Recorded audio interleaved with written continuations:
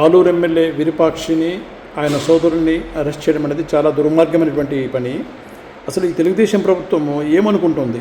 వాళ్ళకి అధికారం ఇచ్చింది ప్రతిపక్షం మీద దాడులు చేసి అక్రమంగా అరెస్ట్ చేసి ఇబ్బంది పెట్టడమేనా?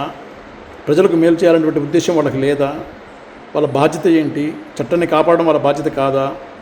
అమాయకులను అరెస్ట్ చేసి దొంగ సెక్షన్లు పెట్టి దొంగ కేసులు పెట్టి వాళ్ళని ఇబ్బందులు పెట్టి అనసరమే వీళ్ళ ప్రధానటువంటి ఉద్దేశమా?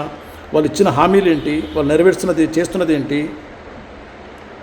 ఇలా అరాచకాలకు మారుపేరుగా ఈ తెలుగుదేశం ప్రభుత్వం తయారైంది. దీన్ని అందరూ తీవ్రంగా ఖండించాల్సిన అవసరం ఉంది. మరీ ముఖ్యంగా మేధావులు, తటస్థులు ఈ అరాచక ప్రభుత్వాన్ని వీలైనంత త్వరగా సాగనంపి ప్రజాస్వామ్య ప్రభుత్వాన్ని ఆంధ్రప్రదేశ్ రాష్ట్రంలో తీసుకురావాల్సిన బాధ్యత అందరి మీద ఉంది. మరొకసారి ఈ తెలుగుదేశం ప్రభుత్వం దాష్టికాన్ని, ఎమ్మెల్యేలను అరెస్ట్ చేయడము, అర్ధరాత్రిపై ఇల్లు తలుపులు పగలగొట్టి దొంగ కేసులు, అక్రమ సెక్షన్లు పెట్టి అరెస్ట్ చేయడం అనేది సహించరాని విషయము. కనీసము ఇప్పుడైనా ఈ ప్రభుత్వం మేలుకొని ఒక బాధ్యతాయుతమైనటువంటి ప్రభుత్వాన్ని నడిపేటువంటి పద్ధతులు నడిస్తే వారికి మంచిది, రాష్ట్రానికి మంచిది.